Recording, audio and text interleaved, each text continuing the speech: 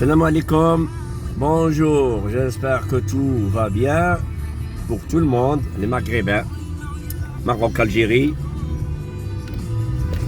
Nous sommes le 22 novembre 2020 et le Maghreb il est menacé d'une grande guerre qui va être allumée par un général qui lui reste quelques jours à vivre et il veut tuer les jeunes qui espèrent un avenir clairvoyant, un avenir propre, un avenir de paix, un avenir de développement socio-économique, un avenir des jeunes qui prétendent avoir une vie meilleure. Il veut créer la guerre contre le Maroc. Et pour cela, il a armé jusqu'aux dents. Enfants jusqu'aux grands au niveau des mercenaires et en plus il a armé même de tous les moyens, de toutes les primes, les médias aussi, les médias qui appartiennent à ce régime là à pousser vers la guerre. Je vous avertis que la guerre, il la cherche. Lui, il n'a que quelques jours, c'est un vieux. Il a passé sa vie, de jeunesse, il a passé sa vie d'adolescence, il a passé sa vie comme homme, il a passé sa vie. Donc aujourd'hui, il veut gâcher, il veut arrêter la vie, il veut stopper la vie pour les jeunes, les concitoyens algériens. Et pour vous dire la réalité, c'est une guerre fratricide parce que les Marocains, Algériens partagent liens de famille. Hein. Il y a le beau-frère, il y a les belles-sœurs, il y a l'oncle, il y a les tantes, il y a le grand-père, il y a la grand-mère, il y a une très très grande fusion de gènes, attention. Donc c'est une guerre fratricide qui est sur les portes, qui frappe aux portes. Et c'est le général, je n'ose même pas dire son nom, donc un général normalement qui doit être soumis à un psychiatre pour qu'il soit testé et pour avoir la capacité de gérer, de commander.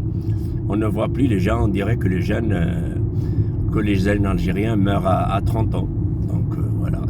Donc je vous avertis que il a armé tout le monde. Il est en train d'exposer une force, cette force de feu. Et aussi, il est en train d'exposer une force médiatique parce qu'il a armé en argent, en tous les moyens, les médias que eux aussi sont menacés parce que c'est leur vie aussi qui sera en danger. Et si jamais ça s'éclate, attention, ça va revenir 300 ans en arrière. Donc, méfiez-vous, je parle aux Algériens, méfiez-vous. Votre général vous pousse à la haine.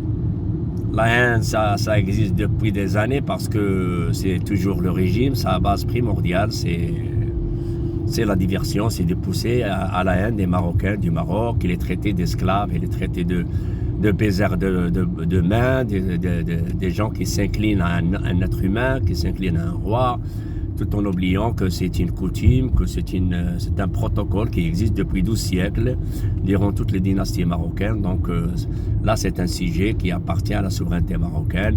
C'est pas à négocier, c'est pas à discuter et c'est pas à critiquer aussi. Nous, on n'a rien à critiquer de l'Algérie. Le peuple algérien, c'est un peuple, nous avons les mêmes gènes, on se ressemble, on a les mêmes couleurs, on a la même langue, on partage le même territoire. Il n'y a aucun océan, aucune mer, aucune rivière entre nous. Nous partageons les mêmes liens de famille, les mêmes enfants, les mêmes appartenances.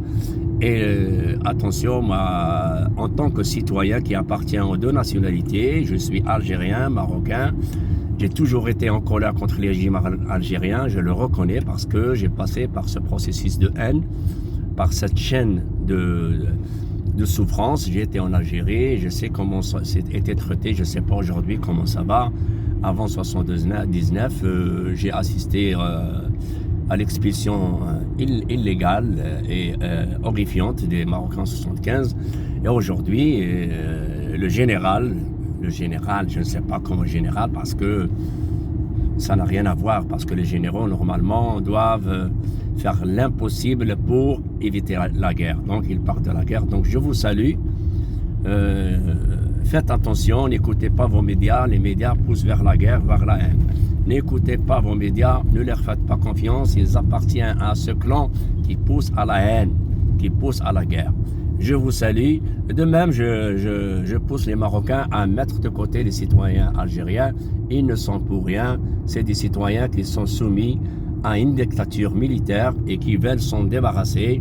Malheureusement, la pandémie de Covid-19 a stoppé le Hirak. À ce moment, le régime a profité de l'occasion pour arrêter tous les leaders, tous les meneurs, tous les intelligents, tous les intellectuels qui guidaient pacifiquement, je répète, pacifiquement, les meilleures manifestations de l'histoire. Je vous salue, j'espère que je n'ai blessé personne, je n'ai touché personne. Nous voulons vivre la paix. Il ne faut pas parce que les vendeurs d'armes n'attendent que ça. The master of the war, les patrons de la guerre n'attendent que ça, vendre des armes à l'Algérie, au Maroc. Je vous salue.